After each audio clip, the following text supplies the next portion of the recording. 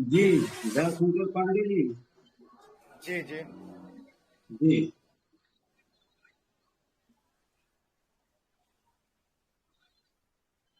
जी, जी, सुन रहे हैं। कार्यक्रम। हाँ, कार्यक्रम के शुभारंभ करें। जी, अग्निवीर योजना सोचो समझो के तहत वेतन, विधायकों सांसदों के वेतन आईएसएमपी द्वारा आयोजित इस योजना के तहत मैं आज वरिष्ठ पत्रकार सुरेंद्र प्रताप सिंह जी का, मोहम्मद सोएद अहमद जी वरिष्ठ पत्रकार, चेयरमैन पश्चिम बंगाल आईएसएमपी के चेयरमैन हैं, मैं आपका हार्दिक स्वागत वंदन करते हुए मैं चाहूंगा भारत सरकार ने जो अग्निवीर योजना लाई है उस पर विस्तृत रूप से प्रकाश डालें कि क्या यह उचित है। सांसद विधायकों को मनमाने तरीके से सदन में एक लाइन का प्रस्ताव ला करके वेतन मनमाने तरीके से बढ़ा लिया जाता है, लेकिन अग्निवीर योजना के तहत इन युवाओं को मात्र 23 साल की अवस्था में रिटायर करने की जो योजना भारत सरकार ने दी है, क्या यह उचित है? इस पर विस्तृत रूप से प्रकाश आदरणीय वरिष्ठ पत्रकार सुरेंद्र प्रताप सिंह जी डालें।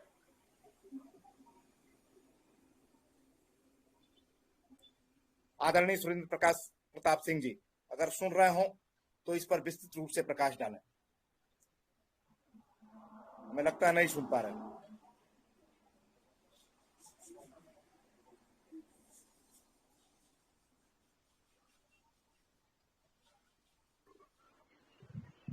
हेलो, हमसे कह रहे हैं कुछ?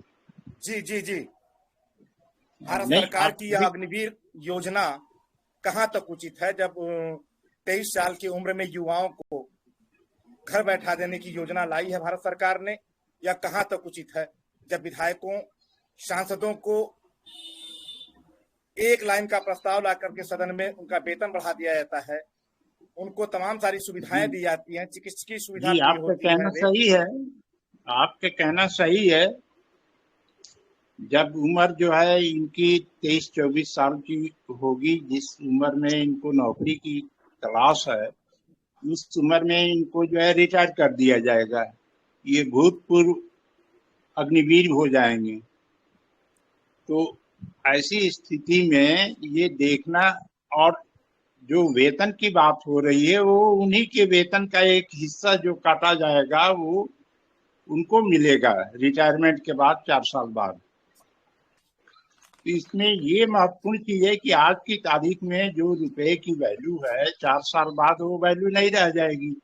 यानी उनका जो पैसा आज कट रहा है उस पैसे की वैल्यू 4 साल बाद भी वो नहीं रहेगी जो उनको दिया जाएगा।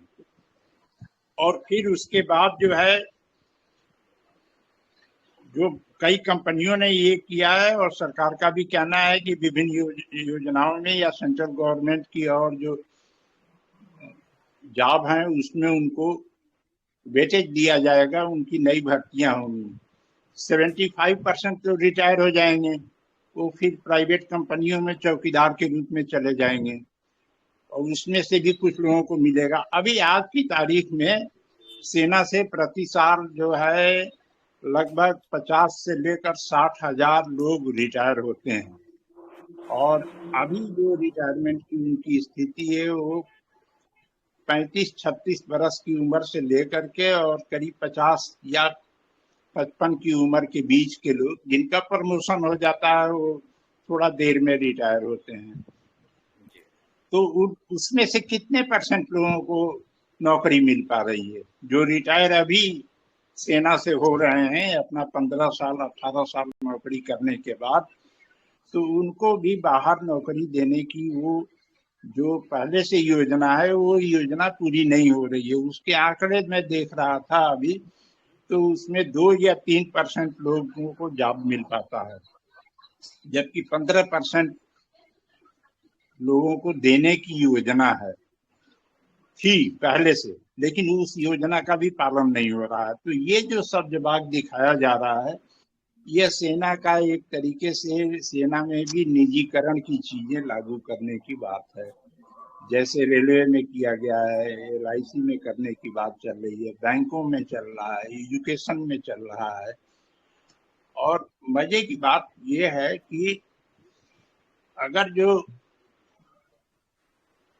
उनको पेंशन नहीं मिलेगा, सेना में जो 4 साल भी काम किए, तो जो सांसद और विधायक हैं ये अपनी पेंशन जो है हर साल बढ़ा देते हैं।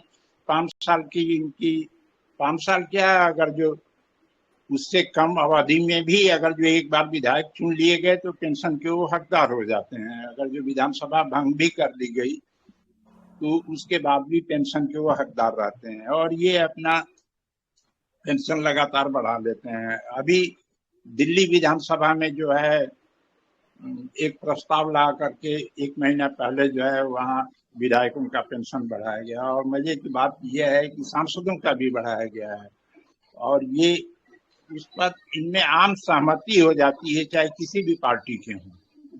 तो अपना फायदा देखते हैं जब ये, तो उस पर तो आम सहमति ले लेते हैं और हमको ये इस दृष्टि से देखना चाहिए कि ये कहाँ तक जो है सेना के लिए उपयोगी होगा। दूसरी चीज कि अगर जो प्रशिक्षित लोग जो है गांवों में, कस्बों में, बाजारों में आ जाएंगे और बेरोजगार की जिंदगी जिएंगे तो उससे एक अराजकता का माहौल भी बन सकता है। जी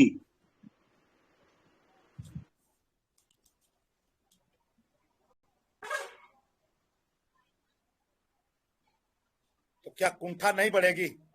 23 साल की अवस्था में प्रशिक्षित होकर घर आने के बाद आदरणीय सुरेंद्र सिंह जी, कुंठा नहीं बढ़ेगी युवाओं की? हेलो हेलो हेलो हेलो जी, कुछ पूछ रहे हैं?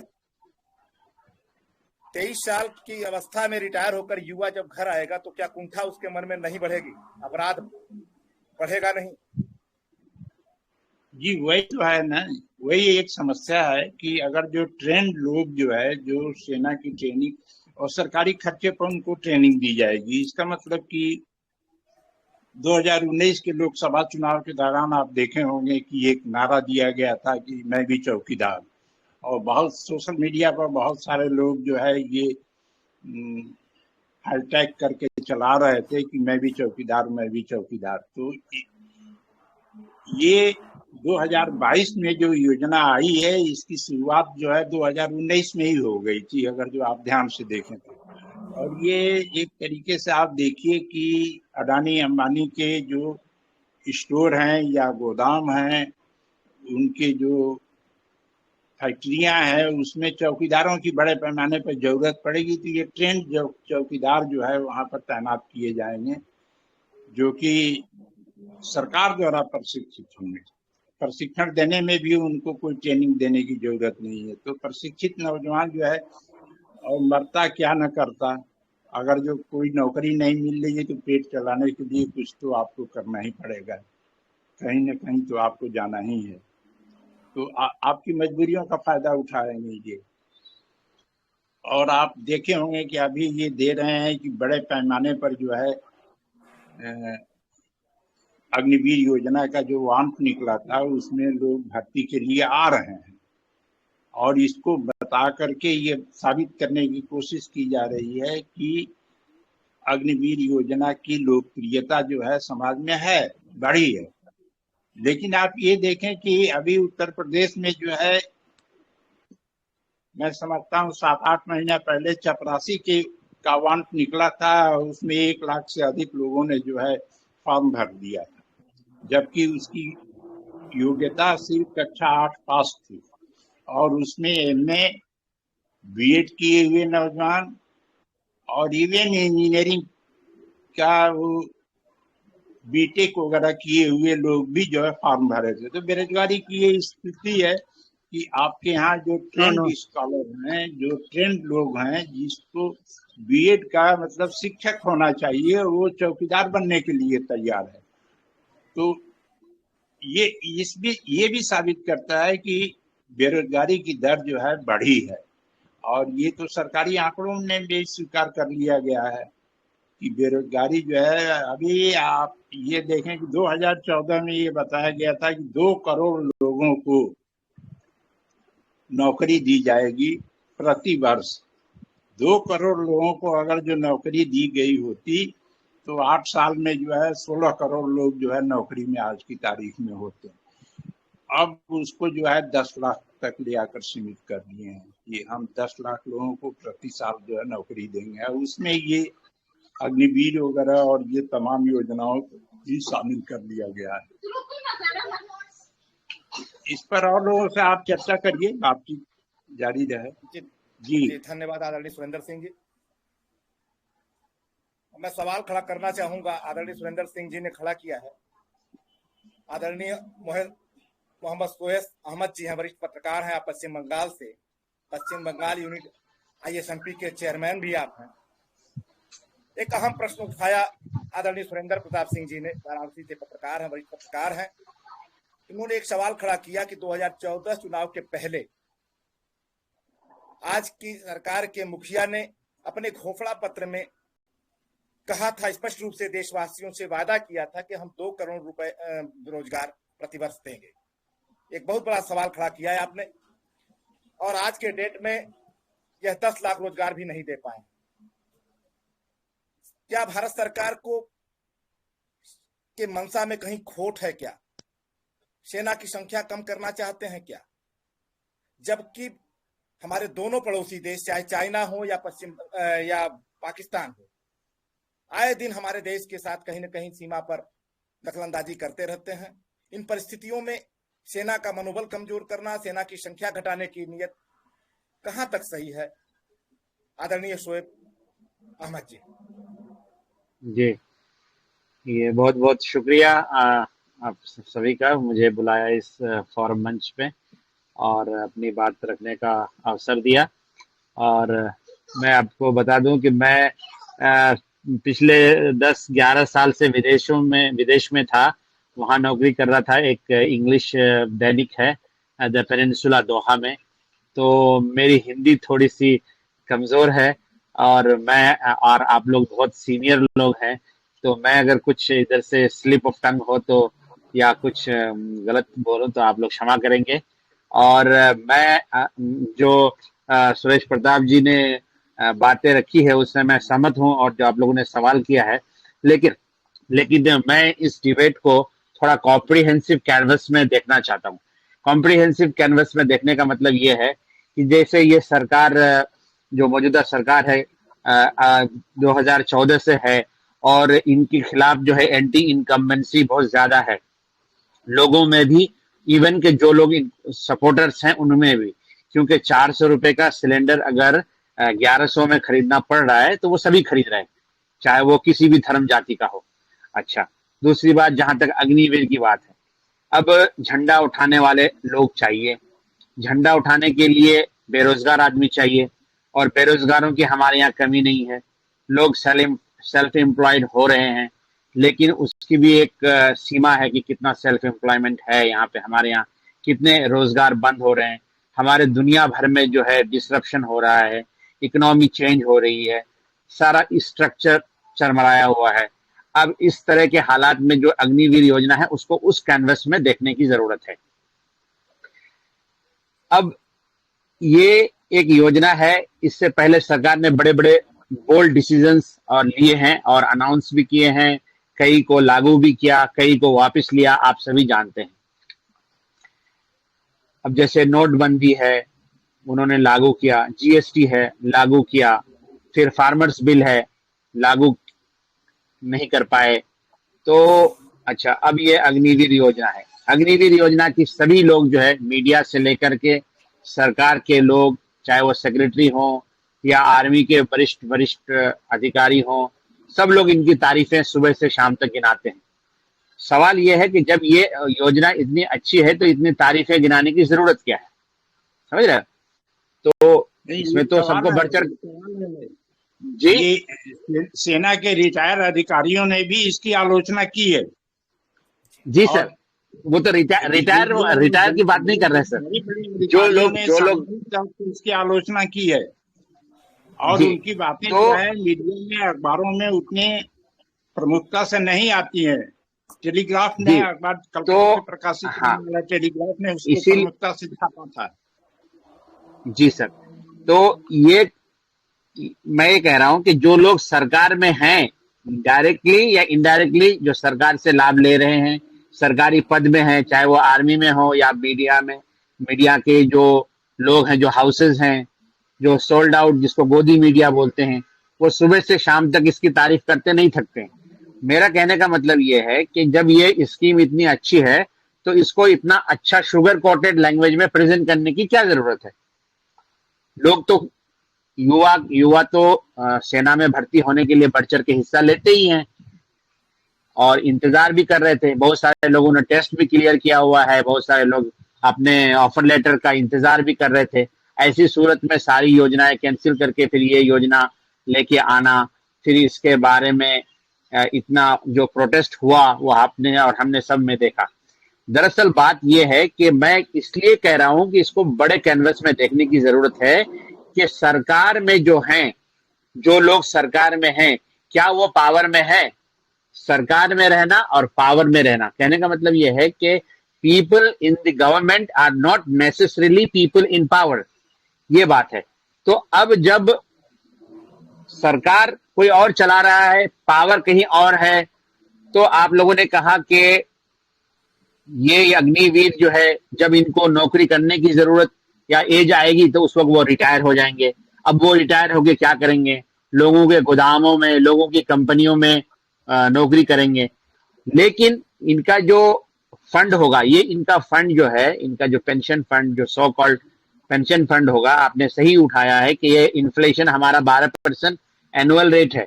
अब 12% एनुअल रेट के हिसाब से कोई भी रुपए की वैल्यू जो है 10 साल में, 8 साल में जीरो हो जाती है। 12×5 = 96। तो अगर वो डबल दे रहे हैं तो इसका मतलब ये है कि उन्हीं का पैसा दे रहे हैं जो उन्होंने काटा है। अब ये जो स्कीम है, इसके खिलाफ प्रोटेस्ट क्यों हो रहा है? प्रोटेस्ट इसलिए हो रहा है कि ये दे कुछ नहीं रहे हैं, ये सिर्फ मूर्ख बनाने का योजना है। लोग, बहुत सारे जो लोगों का कहना है कि ये मूर्ख बनाने का योजना है। अब इनको एक ट्रेंड लोग मिलेंगे जो इनके ऊपर डिपेंडेंट होंगे, सरकार के ऊपर, अपने पेंशन के लिए, अपने फंड के लिए, और इनको ये कंट्रोलेबल होंगे, ये यूथ जो है कंट्रोलेबल होंगे।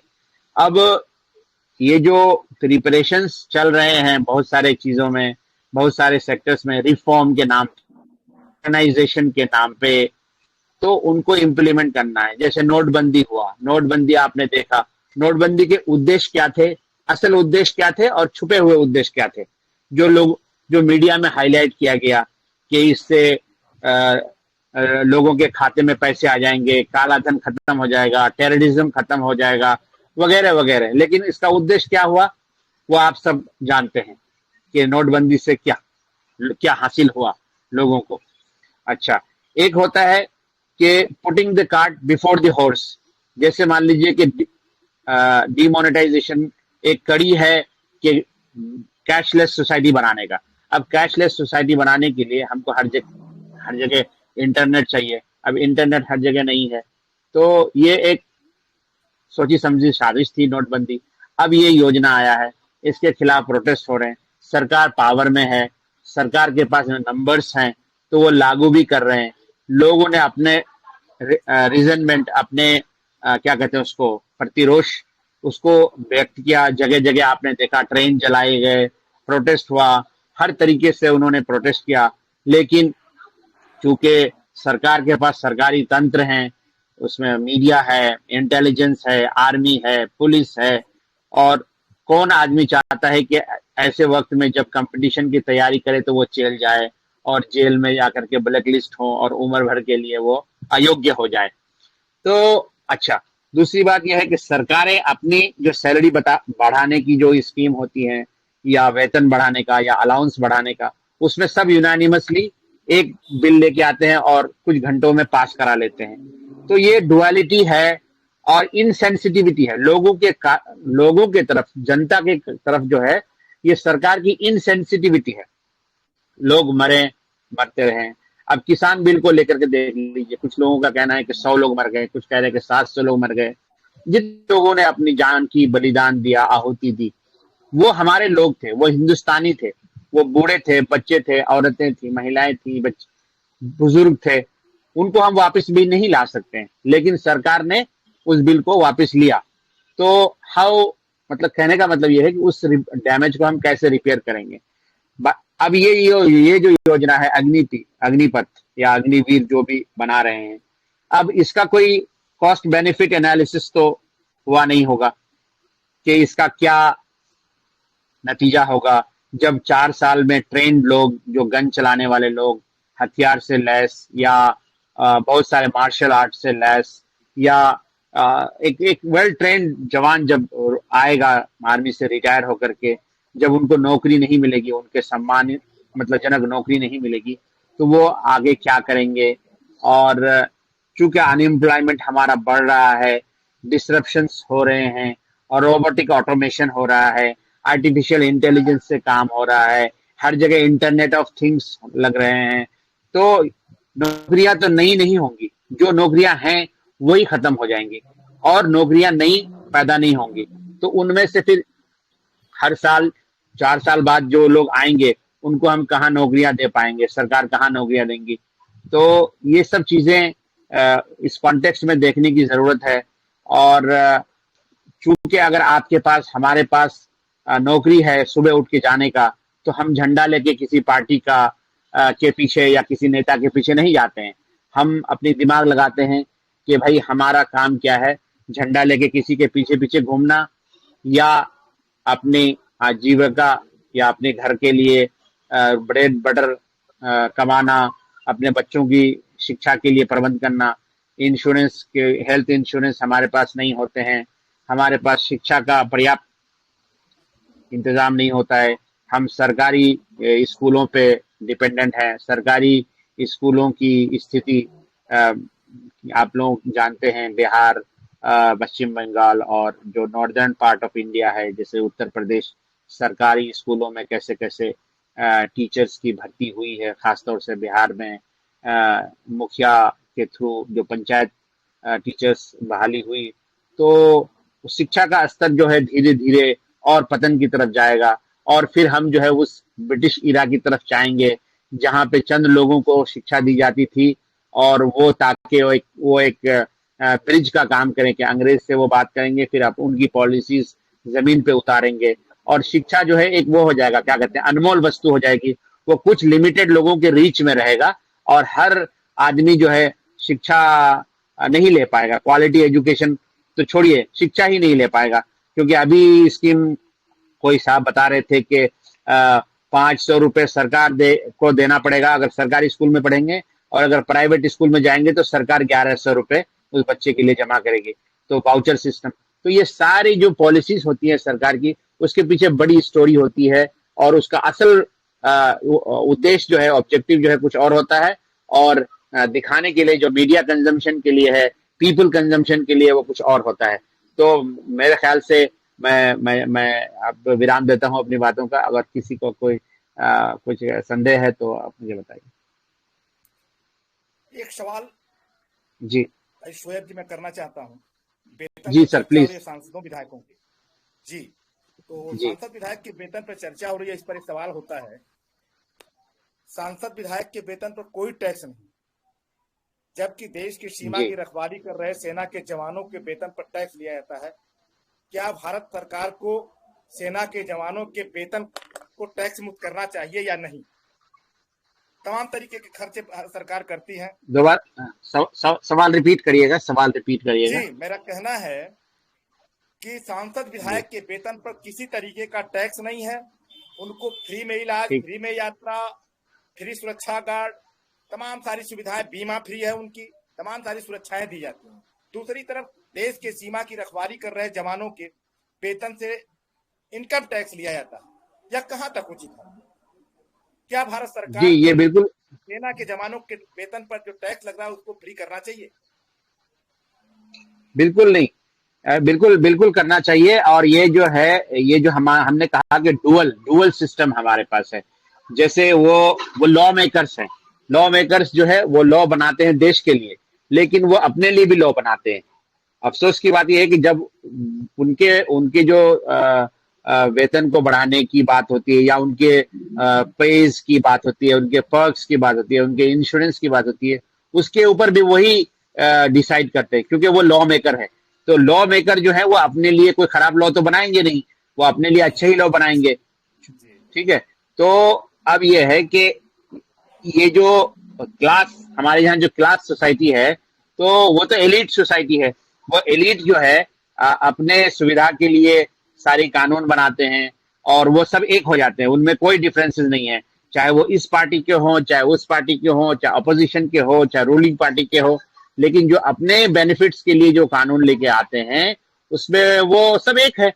तो अच्छा, सेना जो है, जो असल देश का रक्षक है, जो असल देश की रखवाली कर रहा है, जो देश के लिए बलिदान देता है, उसका से क्या है? वो कुछ वहां आर्मी के अंदर बोलेंगे डिसिप्लिन, तो उनको कोर्ट मार्शल होगा, बाहर की में कुछ नहीं बोल सकते, सर्विस में नहीं बोल सकते हैं, और उनके पेंशन रोक दिए जाएंगे, उनके मतलब यू नेम इट। तो बाकी सारे लोग तो रिसीविंग एंड में हैं, और सरकार में जो लोग हैं, या पार्लियामेंट जाने का जिनको अवसर मिला है, या असेंबली जाने का जिनको अवसर मिला है, तो उनके पास तो लग्जरी है, वो चाहे ट्रेन से जाएं, हवाई जहाज से जाएं, एसी में जाएं, नॉन एसी में जाएं, बाय रोड जाएं, उनको कैंटीन में जो सुविधा दी जाती है, सपोज करिए पार्लियामेंट के अंदर, क्या उनके पास पैसे नहीं है? उनको सब्सिडी चाहिए क्या? क्यों सब्सिडी चाहिए? नेताओं को क्यों सब्सिडी चाहिए? उनको सैलरी नहीं मिलती है, उनको अलाउंसेस नहीं मिलते, उनको पेंशन नहीं मिलते हैं, तो उनको सब्सिडी दी जाती है। और जो एक आदमी जिनकी आय बहुत कम है, उनकी सब्सिडी छीनी जा रही है, किसानों की सब्सिडी छीन ली गई है। खाद के लिए आपने देखा भारत में कितने किसान जो है लाइन लंबी लगाते हैं, उसके बावजूद फर्टिलाइजर नहीं मिलता है। और उसके बाद जो सेना के जवान हैं, वो एक साइड से कंट्री का एक साइड से दूसरे साइड तक अटैची लेकर के बड़ी बड़ी पेटियां लेके चलते हैं, फिर टैक्स देते हैं। उनको कोई लग्जरी नहीं है। उनको वो चूंकि सेना में है, उनको स्ट्रगल करते रहना है। वो जब सर्विस में रहेंगे तब भी स्ट्रगल करना है, सर्विस से बाहर जाएंगे फिर भी स्ट्रगल करना है। तो ये डुअल सिस्टम है हमारे।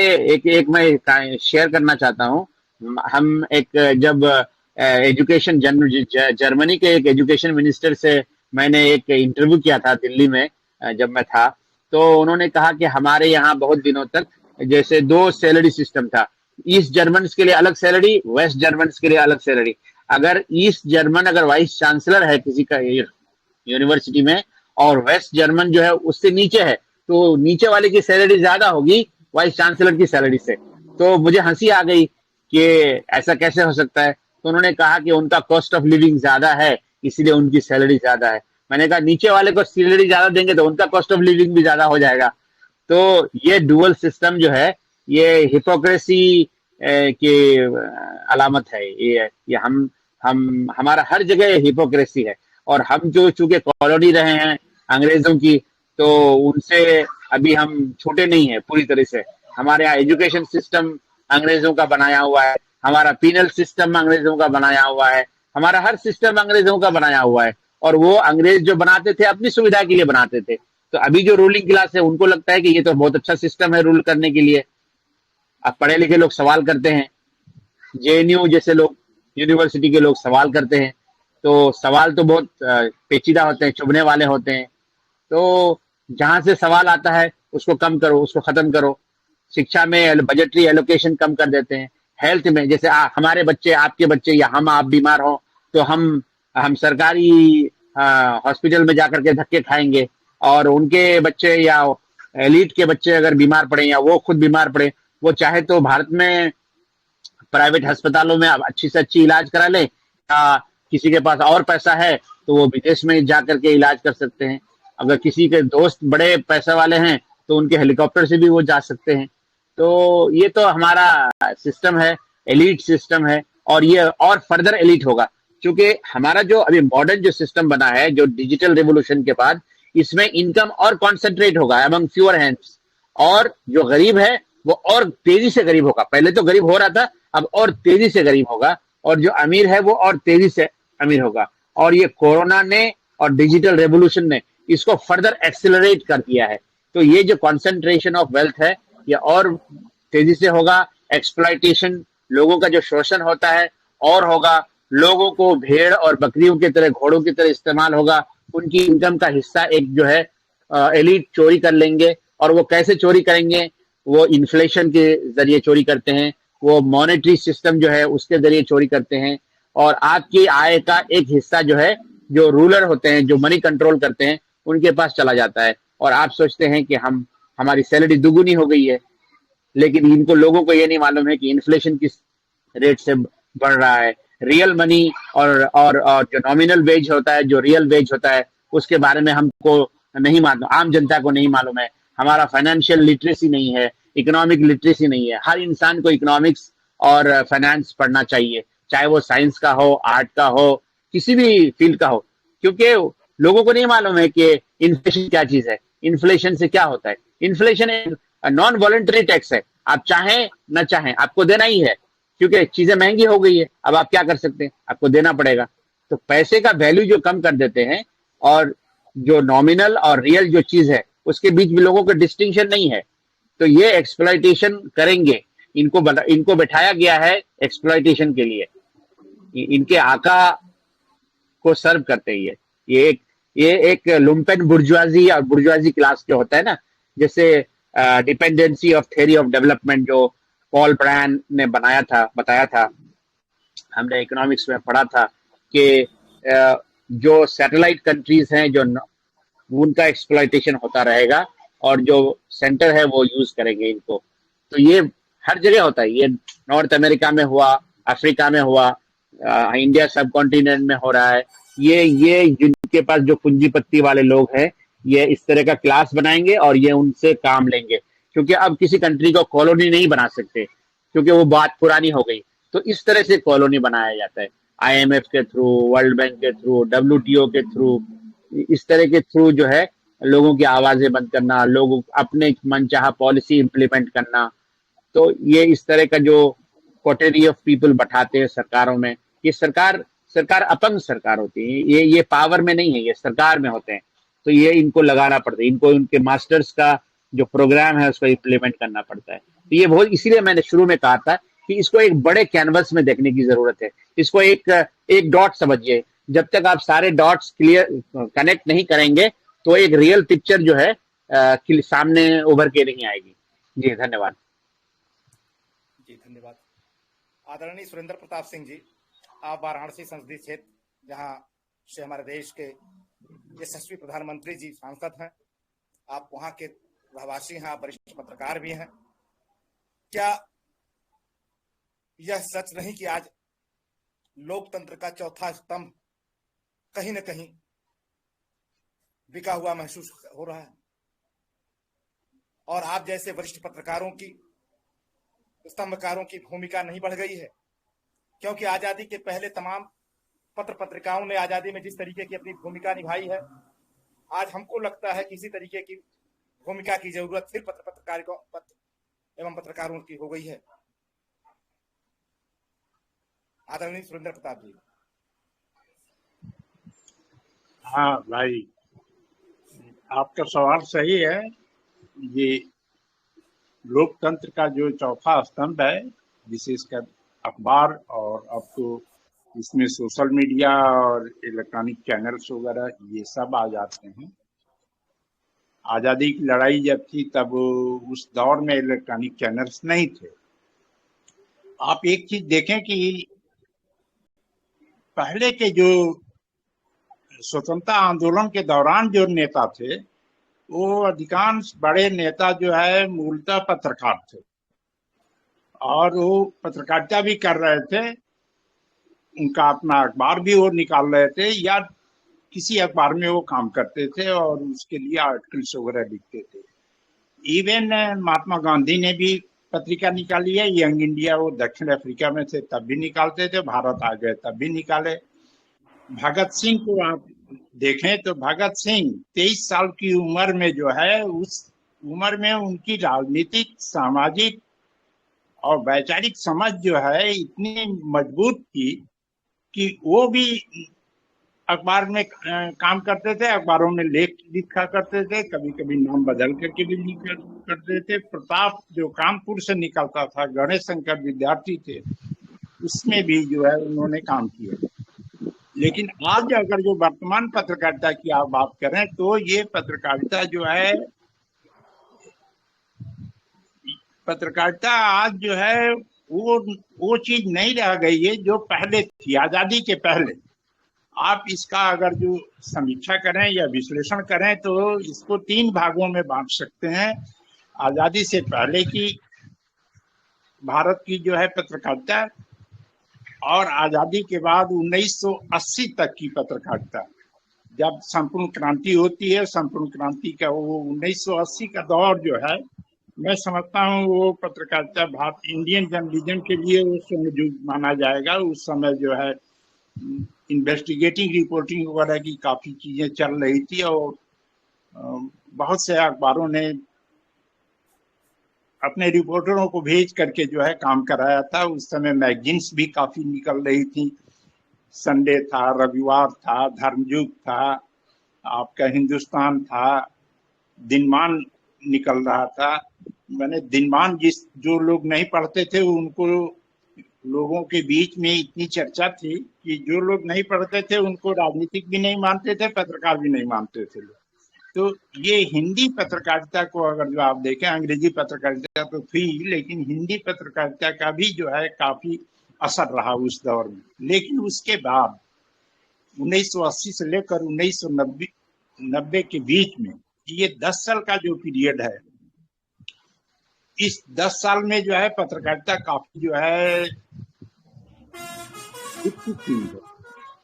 उसके बाद 1990 में जब उदारवादी आर्थिक नीतियां लागू हो रही हैं देश में, 1991 में जो जब नरसिंहा राव प्राइम मिनिस्टर थे और मनमोहन सिंह जो है उनके वित्त मंत्री हुआ करते थे, उस समय जो नई आर्थिक नीतियां जो लागू हुई, उसी के बाद आप देखें कि धड़ाधड़ ये पत्रिकाएं बंद होने लगी। जिन पत्रिकाओं का अभी मैंने नाम लिया और चर्चा किया वो सारी पत्रिकाएं बंद हो गई। आज की तारीख में ये जो साप्ताहिक अखबार निकलते, पत्रिकाएं निकलती थी, या अखबार भी एक चौथी दुनिया करके अखबार निकला करता था, उस अपना नाम ही साप्ताहिक अखबार रखा था। तो ये पत्रिकाएं बंद होने लगी। आज की तारीख में ये आमदनी कमाने का एक धंधा हो गया है। मीडिया में लोग पैसे लगाते हैं और पैसे लगा करके वो विज्ञापन, अब सर्कुलेशन जो है इम्पोर्टेंट चीज नहीं रह गई है, इम्पोर्टेंट चीज जो है विज्ञापन रह गया है, और विज्ञापन सरकार देती है। अधिक विज्ञापन का जो रेशियो आप देखेंगे तो 80% विज्ञापन सरकार से आते हैं। तो सरकार जिसको विज्ञापन देगी उसका धंधा जो है चलता है। ये आमदनी का एक जरिया हो गया है। पहले ये आमदनी का जरिया नहीं था, और ये और नौकरियों की अपेक्षा जो है पत्रकारिता एक अलग तरीके की चीज है। इसमें आपकी जिम्मेदारी बनती है। आप कोई भी चीज जब लिखते हैं, कोई भी चीज आप जब रिपोर्ट करते हैं, खबर बनाते हैं, तो उसका समाज पर असर पड़ता है। यह यूनिवर्सिटी में पढ़ाने या किसी फैक्ट्री में काम करने की तरह का काम नहीं है। पत्रकारिता एक जिम्मेदारी का काम है। और आप जो है, आप जो बात लिख, आज भी ये लोगों में प्रचलित है कि लोग कहते हैं कि अखबार में ये खबर छपी थी, इसका मतलब कि वो सच है। लेकिन आप और हम जानते हैं कि आज जो झूठ है उसी को स्थापित किया जा रहा है, एक नैरेटिव बना लिया गया है। एक पूरा गिरोह है जो यह साबित करने की कोशिश करता है। एक ही तरीके की प्राइम टाइम की न्यूज जो चैनलों पर बहस चलती है, उन बहसों में आप देखें तो एक खास तरीके के ढर्रे पर जो है चल रही है आज की पत्रकारिता। अभी मैं थोड़ा सा विषयांतर करूंगा, वो अग्निवीर वाला जो मामला चल रहा था उधर ले जाएंगे। आप ये देखें कि अग्निवीर का जो विरोध हुआ है, उस विरोध करने के पीछे जो कोई राजनीतिक दल नहीं खड़ा, कोई संगठन भी नहीं था। और ये पहली बार, मतलब जयप्रकाश नारायण के नेतृत्व में जब संपूर्ण क्रांति हुई थी, उसके बाद आप देखें तो पहली बार एक ऐसी घटना हो रही है जिसमें स्वयं स्फूर्त तरीके से जो है नौजवान खड़े हो रहे हैं और केंद्र सरकार की सत्ता को जो है चुनौती दे रहे हैं, लेकिन कोई नेता, कोई नेतृत्व करने वाला, कोई राजनीतिक दल उनके साथ नहीं खड़ा हो रहा है। वो बयान तो दे रहे हैं, समर्थन उनका कर रहे हैं, लेकिन आज हालत ये है कि विपक्ष के जो राजनीतिक दल हैं उनके नेता ईडी और सीबीआई से इतना डरे हुए हैं कि वो खुल करके कोई बात नहीं बोल पा रहे हैं, वो अपनी बात भी नहीं कह पा रहे हैं। अभी पश्चिम बंगाल से आ रही है खबर, पश्चिम बंगाल में वो उनके नंबर 2 के जो मंत्री थे पार्थ चटर्जी, उनको गिरफ्तार कर लिया गया है और उनकी जो एक महिला मित्र है अर्पिता मुखर्जी, उनके घर पर भी छापा पड़ा है, 20 करोड़ रुपए वहां से बरामद हुए हैं। तो ये आप ये देखेंगे कि अभी इनका टीएमसी का जो तृणमूल कांग्रेस है उसका बयान आया है कि वो उपराष्ट्रपति के चुनाव में जो है मतदान नहीं करेगी, उससे अलग रहेगी। और राष्ट्रपति चुनाव के दौरान भी ये यशवंत सिन्हा का नाम जो है पश्चिम बंगाल की मुख्यमंत्री ममता बनर्जी ने खुद आगे किया था, लेकिन अंतिम दौर में जो है एक सस्पेंस क्रिएट कर दिया था। उनको खुद ये कह दिया कि उनको बंगाल में प्रचार करने आने की जरूरत नहीं है, और आने की ये भी उसके साथ जोड़ा कि टीएमसी के विधायक और सांसद जो हैं उनका वोट उनको मिलेगा, लेकिन आने की जरूरत नहीं। तो कहीं ना कहीं ये पार्टियां डरी हुई हैं। उत्तर प्रदेश की राजनीति में आप देखें, यहाँ समाजवादी पार्टी बसपा की क्या भूमिका है वो आपको साफ दिखाई दे रहा है। अभी समाजवादी पार्टी के साथ हाथ मिला करके सुहेल देव भाजपा के ओम प्रकाश राजभर चुनाव लड़े थे, लेकिन राष्ट्रपति चुनाव में जो है वो चले गए एनडीए की प्रत्याशी के पक्ष में, और उनको जो है अब Z+ सुरक्षा भी दे दी गई है। तो ये डरे हुए हैं लोग। एक राष्ट्रपति चुनाव एक ये नापने का तरीका था कि आप नाप सकते हैं कि विपक्ष कितना एकजुट है, लेकिन विपक्ष जो है अपनी एक बिखराव उसमें देखने को मिला। जो भी उसकी ताकत है छोटी सी, उस ताकत में भी वो जो है एकजुटता नहीं साबित कर पा रहे हैं। तो बिखरा हुआ विपक्ष। अभी आज की खबर है, मगध विश्वविद्यालय पटना में जो है वहाँ छात्रों ने आंदोलन किया है और धरना पर बैठे हैं। उनकी मांग है कि जो शैक्षणिक सत्र है वो नियमित किया जाए। वहाँ 3 साल 4 साल जो है लेट चल रहा है, और 3 साल पहले जो ग्रेजुएशन में एडमिशन लिए थे लड़के, अभी तक उनको डिग्रियां नहीं मिल पाई हैं। तो वो आंदोलन कर रहे हैं। तो पूरा शैक्षणिक सत्र जो है आपका जो है डिस्टर्ब चल रहा है, विशेषकर बिहार के कई विश्वविद्यालयों में। अग्निवीर की जो योजना चल रही थी उसमें आप एक चीज ध्यान में रखेंगे, 3 साल से सेना, वायुसेना और नेवी तीनों में जो है भर्तियां बंद कर दी गई थी। टेस्ट हो रहे थे, लड़कों का सिलेक्शन भी हुआ, वो फिजिकल टेस्ट भी पास कर लिए थे, रिटन भी पास कर लिए थे, लेकिन अब बस ज्वाइनिंग था। उनको लेटर मिल गया था कि आपका मैंने पूरी प्रक्रिया पूरी हो गई है, अब ज्वाइनिंग के लिए इंतजार करिए। लेकिन वो पिछले जो है 3 साल से इंतजार कर रहे थे। अब वो ओवरेज हो गए हैं और वो अग्निवीर में भी नहीं जा सकते। अग्निवीर के लिए जो पहले टारगेट रखा गया था 21 वर्ष अधिकतम आयु, उसके बाद जब आंदोलन हुआ तो 23 साल उनको कर दिया गया है। तो जिस लड़के का अगर जो 19 साल या 20 साल की उम्र में उसमें चयन हो गया था, और आज की तारीख में वो अग्निवीर योजना में भी नहीं जा पाएगा क्योंकि ओवरेज हो गया है वो। और ये आप देखिए कि विशेषकर हिंदी बेल्ट, आपके उत्तर प्रदेश, बिहार, राजस्थान और मध्य प्रदेश के ग्रामीण बेल्ट के जो बच्चे हैं, गांव के जो किसान हैं, उनके बच्चे जो है अधिकांश सेना में जाते हैं और उनको एक जीविका का साधन वहां मिल जाता है, नौकरी मिल गई। लेकिन उस नौकरी पर भी आप जब लात मार दिए तो ये कहीं ना कहीं जो अभी चर्चा चल रही थी इसके पहले किसान आंदोलन की, उससे ही जुड़ी हुई बात है कि वो गांव का किसान एक तरीके से परेशान है और उसका जो बेटा है वो भी सेना में जाता था, सेना से लौट कर आने के बाद गांव पर खेती किसानी ही कराता था, तो वो बर्बाद हो रहा है, उसका भविष्य जो है अंधकारमय है। अभी इसके पहले चर्चा चल रही थी, साथी ने उठाया सवाल कि वो एक अच्छी खासी अर्थव्यवस्था जो चल रही थी, अब कोई चर्चा नहीं करता है कि नोटबंदी 2016 में क्यों लागू की गई, नोटबंदी से क्या फायदे हुए, ये भी नहीं बताया जा रहा है। तो ये तो बताना पड़ेगा ना आपको कि नोटबंदी से फायदे क्या हुए, एक चीज। दूसरा, जीएसटी से क्या फायदा हुआ।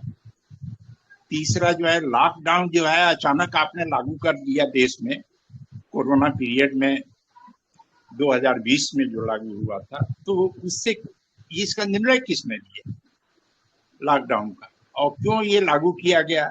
और उसके बाद भी जो दूसरी लहर आई, दूसरी लहर में बहुत सारे लोग गैस सिलेंडर न मिलने के कारण जो है, ऑक्सीजन गैस सिलेंडर न मिलने के कारण बहुत से लोगों की अस्पतालों में मौत हो गई। और आज की तारीख में संसद में ये बतलाया गया कि ऑक्सीजन न मिलने से किसी भी आदमी की मौत नहीं हुई। तब गंगा में बहती हुई लाशें जो है, तैरती हुई लाशें बहुत सी दिखाई गई थी और ये चर्चाएं चल रही थी। ये बहुत से सवाल हैं जो आप कह रहे हैं। उस समय भास्कर ने इस अपने करीब 200 रिपोर्टरों को लगाया था गंगा के किनारे, ताकि वो रिपोर्टिंग करके ये बताएं कि कहाँ कहाँ पर जो है वो लाशें बहती हुई दिखाई दी। और उस भास्कर की आवाज जो है वो छापा तो, दिखाया तो, उन बातों को दिया, लेकिन बाद में उसकी कीमत भी चुकानी पड़ी और आज की तारीख में भास्कर की आवाज भी जो है बदल गई। तो आप जो पत्रकारिता की बात कर रहे हैं, जन सरोकार की पत्रकारिता करना बहुत ही मुश्किल है। अभी जुबैर की गिरफ्तारी हो गई। जुबैर का क्या काम? जुबैर जो है फैक्ट चेकिंग करते थे, वो सिर्फ ये बतला रहे थे कि जो खबरें चलाई जा रही हैं सोशल मीडिया पर या चैनल्स वगैरह पर, वो खबरें सही हैं या नहीं है। इसके लिए उन्होंने अपना जो है एक फैक्ट चेकिंग जो है एक यूनिट बना रखा था और वो ये चीजें बतलाते थे। गिरफ्तार हो गए, अभी सुप्रीम कोर्ट का आदेश है कि उनको छोड़ो, उनको क्यों पकड़े हो। अविनाश दास की अभी गिरफ्तारी हुई है, अभी झारखंड के एक पत्रकार की जो है गिरफ्तारी हुई है।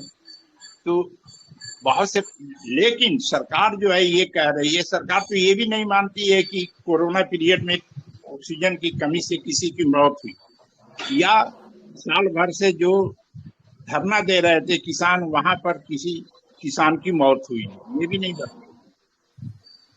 ये भी नहीं वो बतलाती है कि जो लॉकडाउन लागू हुआ था उस दौरान जो दिल्ली उल्ली से या और भी महानगरों से, कलकत्ता, बॉम्बे वगैरह से पैदल जो लोग अपने घरों की तरफ चल दिए, वो रास्ते में बहुत सारे लोग जो है थक करके मर गए। कुछ लोग जो है लू से मर गए, कुछ लोग डिहाइड्रेशन से मर गए। ये आंकड़े भी नहीं देती है सरकार। ये सारी जिम्मेदारियां पत्रकारों के ऊपर है, लेकिन पत्रकारों पर जो है, और बहुत से जो पत्रकार जो थोड़ा झुकने के लिए तैयार नहीं है, उनको जो है ऑफिस से निकाल दिया जाए। उनके सामने जो है अपनी जीविका की चुनौती हो जाती है। आज की तारीख में बहुत से स्वतंत्र तरीके से लोग पत्रकारिता कर रहे हैं, किसी तरह अपना जो है एक, चूंकि सोशल मीडिया आ गई है तो कुछ लोग सोशल मीडिया पर ही एक्टिव हो गए हैं।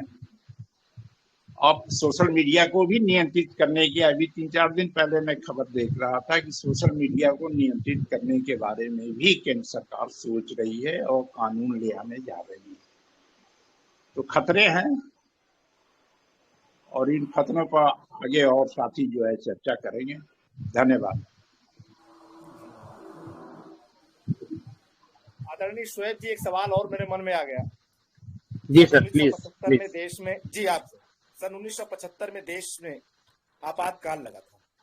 उस दौर के आंदोलनकारियों को आज लोकतंत्र सेनानी का दर्जा देकर पेंशन दिया जा रहा है, जबकि आज भाजपा सरकार के खिलाफ आंदोलन करने वाले या सही लिखने वाले पत्रकार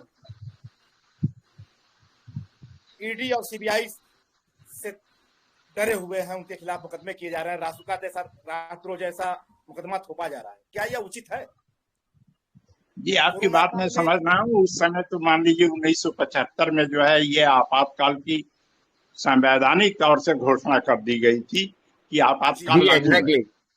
जी जी, ये अभी ऑलरेडी लागू हो चुका है। वो तो यहाँ पे ऑलरेडी बता दिया गया था कि आपातकाल लागू है, बोलिए मत, बोलने के अधिकार पर जो है प्रतिबंध है। जी, इसके बावजूद जी, लोग जी, बोल रहे थे, जुलूस निकाल रहे थे और जेल में गए और वो जेल में रहे। और उस दौरान की ही अगर जो आप खबर देखें तो आज जो लोग सत्ता में बैठे हुए हैं ये लोग माफी मांग करके निकल आए।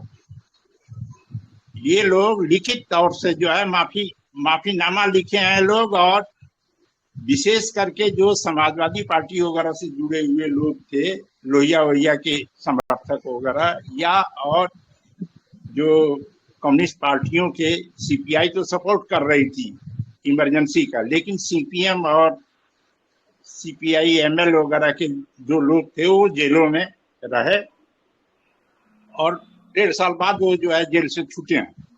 लेकिन आज जो लोग जो है लोकतंत्र की बात कर रहे हैं वो लोग माफी मांग करके निकल आए थे, उस समय जेल में नहीं गए थे। आज की तारीख में आप देखें तो कोई इमरजेंसी की घोषणा नहीं है। आपके सारे नागरिक अधिकार हैं, आपको बोलने का अधिकार है, आपको जुलूस निकालने का अधिकार है, आपको संगठन बनाने का अधिकार है, आपको जो है लिखने का अधिकार है। लेकिन इन्हीं अधिकारों पर जो है कुठाराघात किया जा रहा है। और इतना अभी कोरेगांव वाले संदर्भ में जो है आप देखेंगे जेल में बहुत सारे लोग जो है बंद हैं, करीब 10-12 लोगों को बंद किया गया और 3 साल हो गया उनकी केस पर कोई सुनवाई भी नहीं।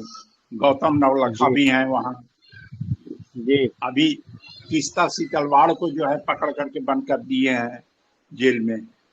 तो ये कई घटनाएं इस तरीके की हो रही हैं जिनके बारे में हमको आपको जो है विचार करना पड़ेगा।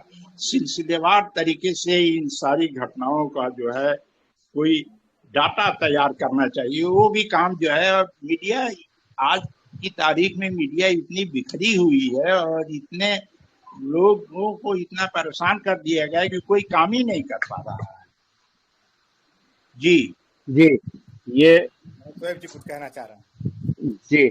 जी मोहम्मद सोहेब, देखिए कुछ कहना चाह रहे हैं। जी सर, ये फर्क सिर्फ इतना है, आपने कहा कि 1975 में इमरजेंसी लागू हुआ था, इमरजेंसी आज भी है, बस ये है कि उस वक्त डिक्लेयर हो गया था, आज डिक्लेयर नहीं हुआ है और अघोषित है। ये आपको याद होगा, स्मरण होगा कि अडवाणी जी ने बोला था एक बार कि देश जो है इमरजेंसी की तरफ जा रहा है। उसके बाद उनके मुंह को पता नहीं कौन से टेप से बंद किया है और कि अभी तक कुछ नहीं बोला उन्होंने। और ये इमरजेंसी क्या होती है? इमरजेंसी वही आप जो बोलेंगे उसको आवाज नहीं मिलेगी। लोग डरे हुए हैं, ईडी से डरे हुए हैं, सीबीआई से डरे हुए हैं, ये सब टूल हैं, ठीक है। अब ये चूंकि बदनाम नहीं होना चाहते हैं कि हमने इमरजेंसी लगा दिया है, इनके पास टूल है, टूल के जरिए इमरजेंसी लगाया गया है। उस जमाने के इमरजेंसी को इम्प्लीमेंट करने के लिए अलग टूल्स थे, आज के जमाने में इमरजेंसी को इम्प्लीमेंट करने के लिए अलग टूल्स हैं। अब किसी को भी पकड़ करके जेल में डाल देना, किसी भी संवैधानिक पोस्ट में बैठे हुए व्यक्ति के घर में सीबीआई और ईडी को घुसा देना, उसके खिलाफ या केस फ्रेम कर देना, मीडिया के सारे जो बड़े बड़े जो आवाजें हैं, चैनल्स हैं, उनको प्रीडेटरी बायर्स जिसको बोलते हैं ना, खरीद लेना। किसी चीज की अहमियत 10 रुपए है, उसको 100 रुपए दे दो, उसको खरीद लो। तो अभी कितना इंडिपेंडेंट वॉइस है उसको डराया जाता है, धमकाया जाता है, उनको पकड़ के जेल में डाला जाता है और सरकारें गिरा दी जाती हैं, चीफ मिनिस्टर्स को जेल में डाल दिया जाता है। तो ये और इमरजेंसी नहीं है तो और कैसा होता है इमरजेंसी?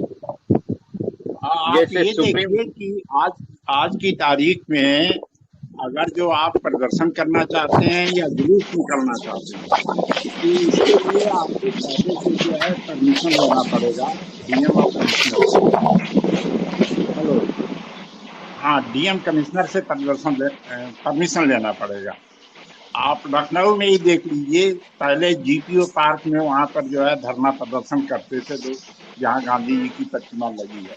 लेकिन अब जो है प्रदर्शनकारियों के लिए एक जगह गोमती नदी के किनारे लखनऊ विश्वविद्यालय के बगल में वहां पर दे दिया गया है, और एक बड़ा सा खुला मैदान है। एक तरफ जो है गोमती नदी है, दूसरी तरफ जो है जंगल है, और तीसरे साइड से जो है सड़क से पुलिस जो है खड़ी रहती है वहां। मतलब आप घिर जाएंगे वहां पर। मैं गया था पिछले दिनों, वहां देखा कि एक साथ 3-4 प्रदर्शन चल रहे थे। लेकिन अगर जो लखनऊ यूनिवर्सिटी से पुल की तरफ जाने का जो रास्ता है उसको ब्लॉक कर दिया जाए तो वहां जो प्रदर्शन और धरना दे रहे हैं लोग, वो कहीं भाग नहीं सकते हैं, वो चारों तरफ से घिर जाएंगे। तो आप अगर जो प्रदर्शन करना चाहते हैं लाइट या अपनी आवाज उठाना चाहते हैं तो उसके लिए पहले से परमिशन लेने की क्या जरूरत है? जब परमिशन ही लेना है तो आवाज कैसा? आपको बोलने का अधिकार संविधान में दिया गया है। संविधान के में फंडामेंटल राइट का जिक्र है। आपको बोलने का अधिकार है, लिखने का अधिकार है, आने जाने का अधिकार है। तो इस पर आप प्रतिबंध नहीं लगा सकते हैं। देखिए, जी एक चीज और ऐड करना चाहूंगा कि आपने कहा कि चौथा स्तंभ मीडिया, जैसे चौथा स्तंभ है वो तो इनफॉर्मली है, लेकिन जो वो है जुडिशरी तो स्तंभ है, उसका तो संवैधानिक एक अस्तित्व है। अब पहले जमाने में लोग कहते थे, अगर किसी के साथ इनजस्टिस होता था तो कहते थे कि मैं तुम्हें हाई कोर्ट में देख लूंगा, मैं तुम्हें सुप्रीम कोर्ट में देख लूंगा। Supreme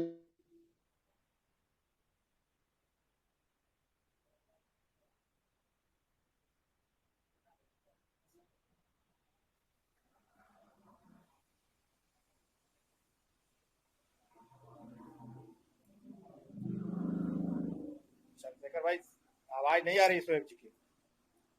hello hello hello hello.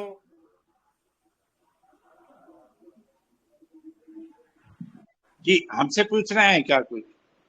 नहीं, शोएब जी कुछ कह रहे थे, आवाज नहीं आ रही। नहीं, वो मैंने माइक बंद कर दिया था। अच्छा अच्छा, हाँ, सवाल पूछें। शोएब जी कुछ कह रहे थे, लगता है स्क्रीन से गायब हो गए। जी, मेरी आवाज आ रही है सर? नहीं है शोएब जी नेटवर्क में नहीं है लगता है। नहीं, आवाज आ रही अच्छा, है आपकी। आपकी आवाज मुझे लग रही है। मेरी आवाज आ रही है सर? आवाज आई जी, आप कुछ हाँ, कह रहे थे। आपकी आवाज नहीं। जी आपकी बातें अधूरी जी रह गई।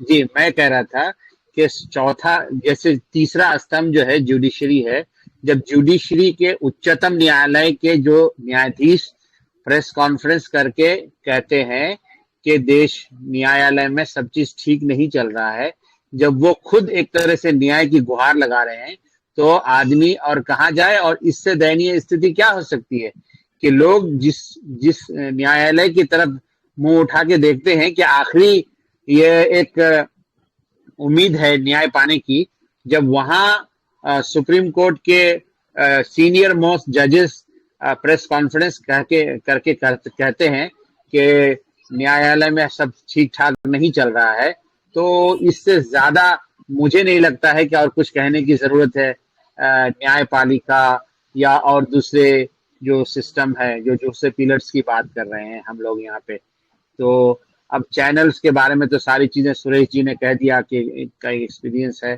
कि ये एक प्रोफेशन हो गया है। मीडिया मिशन हुआ करता था, अब ये प्रोफेशन है, तो उसमें लोग अच्छी मोटी मोटी फीसें दे करके जाते हैं वहां पे। वो एक बिजनेस है, ये एक व्यवसाय है। और वो जो कहते थे ना कि एक पंजाब केसरी और अल हिलाल और अल बिलाग और प्रताप और इनकलाब, उस तरह के जो अखबार होते थे जो देश को आजादी के लिए लिखते थे, पढ़ते थे, वो नहीं बात रह गई है। और एक एक कंपनी 4-4, 5-5, 10-10 चैनल चलाते हैं उनका अपना करोड़ों का बजट होता है, उनकी सैलरीज होती हैं, उनके लायबिलिटीज होते हैं। वो एक व्यवसाय है। तो व्यवसाय कोई भी हो, उसको चलाने के लिए तमाम तरह के जो टूल्स हैं वो यूज करते हैं, और चाहे वो कॉम्प्रोमाइज करना होता है कॉम्प्रोमाइज कर लेते हैं। और ये प्रॉब्लम ये है कि ये स्थिति और दयनीय होगी आने वाले दिनों में। ये एंड नहीं है, इससे और नीचे जाएगा, क्याओस होगा। हाँ, क्याओस को कंट्रोल करने के लिए सरकार को मिशनरीज चाहिए होगा, लोग चाहिए होंगे क्याओस को कंट्रोल करने के लिए। बेकारी बढ़ेगी, बेरोजगारी बढ़ेगी, भुखमरी बढ़ेगी, क्या कहते हैं उसको, अनैतिकता जो होती है, उस जो human values, social values, moral values, ये सब और नीचे जाएगा, पतन होगा। तो इस तरह से सोसाइटी में एक नई आपातकालीन स्थिति पैदा होगी, और उस स्थिति से निपटने के लिए सरकार को डेडिकेटेड लोग चाहिए होंगे, ट्रेन्ड लोग, जो इसको कंट्रोल कर सकें ऐसी स्थिति को। जी चंद्रशेखर भाई, हमें लगता है कि सारी चीजें तो आ गई हैं। Hello hello hello hello Chandrashekhar ji, आपकी जी आवाज हमें मिल लगता है रही कि है? सारी चीजें तो आ गई। जी जी सारी चीजें आ गई। राजीव द्रविड़ साहब हैं क्या स्वागत भाषण के लिए उपलब्ध हैं? नहीं नहीं, अतिथियों का इस स्वागत। समय कोई नहीं है, नाजरा नूर, कोई नहीं है। चेयरमैन सीटीजीबी सीजीबीसी हैं। तो हमें लगता है कि अब आईएसएमपी के चेयरमैन, संस्थापक चेयरमैन आदरणीय चंद्रशेखर सिंह जी आए हुए अतिथियों का स्वागत करें। आभार प्रकाशन। धन्यवाद दयाशंकर पांडे जी। मैं धन्यवाद ज्ञापित करूं, इसके पूर्व मैं ये बताना चाहता हूं कि integrated society of media professionals अपने सामाजिक और मीडिया के जो दायित्व हैं उनके प्रति जागरूक है, और इसी कड़ी में हम विभिन्न विषयों पर पत्रकारिता, साहित्य और समाज में जो ज्वलंत मुद्दे हैं, जो राजनीति में जो खामियां हैं, उन पर हम लगातार चर्चा करते रहे। और इसीलिए इस श्रृंखला का नाम ही दिया गया है कि सोचो और समझो। इसके पहले भी हमने कार्यक्रम इसमें किए हैं जो कि ज्वलंत मुद्दे थे, जो चुनाव संबंधी सुधार को लेकर था।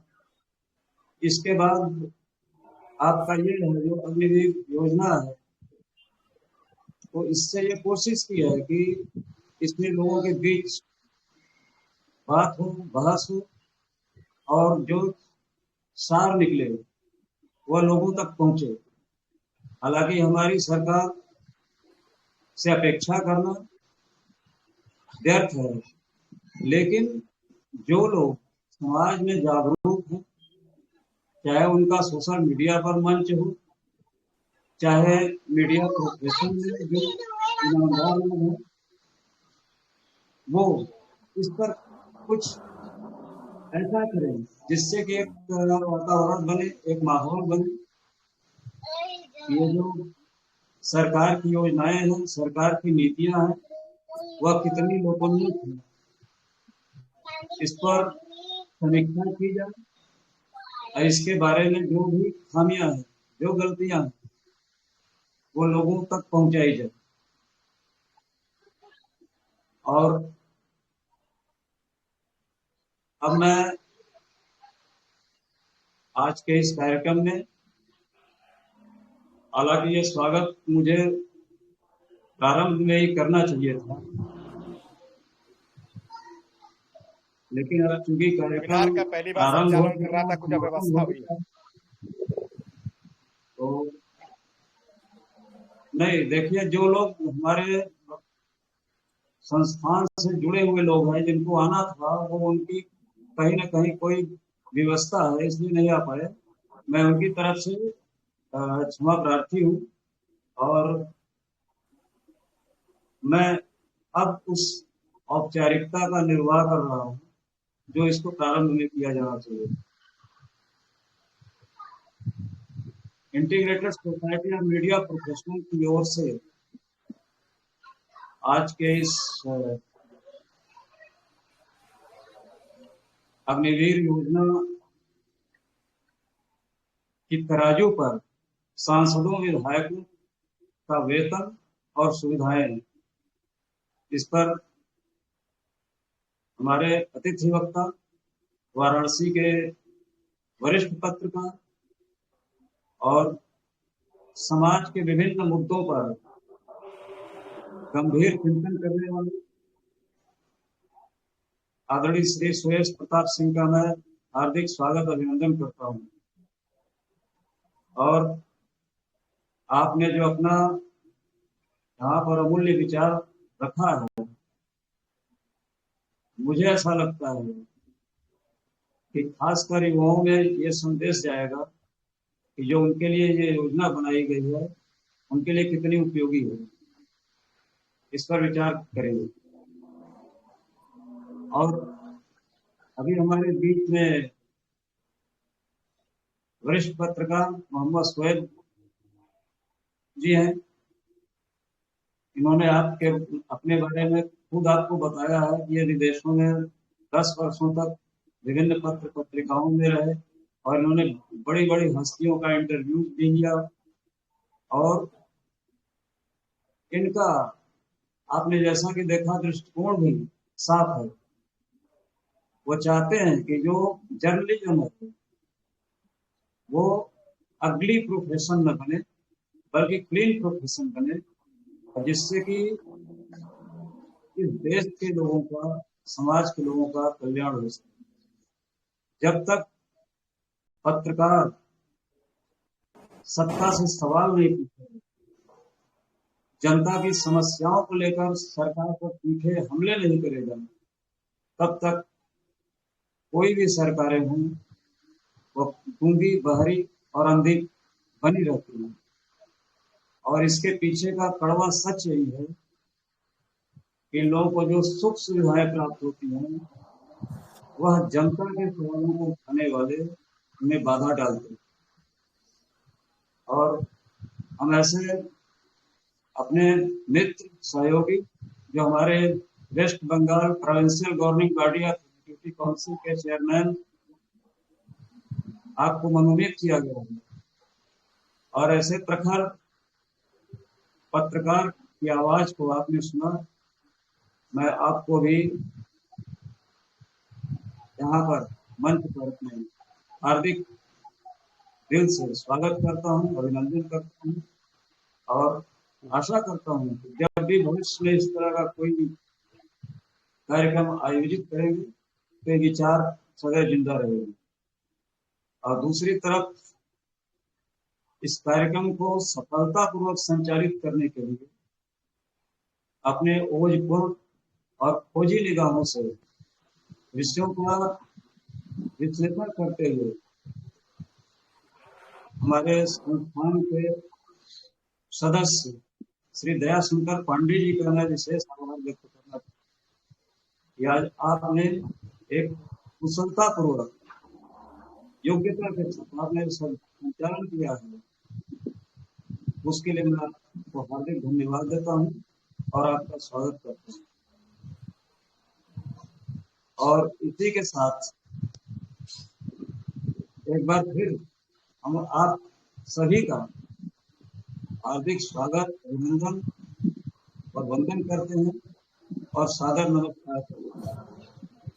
नमस्कार। नमस्कार।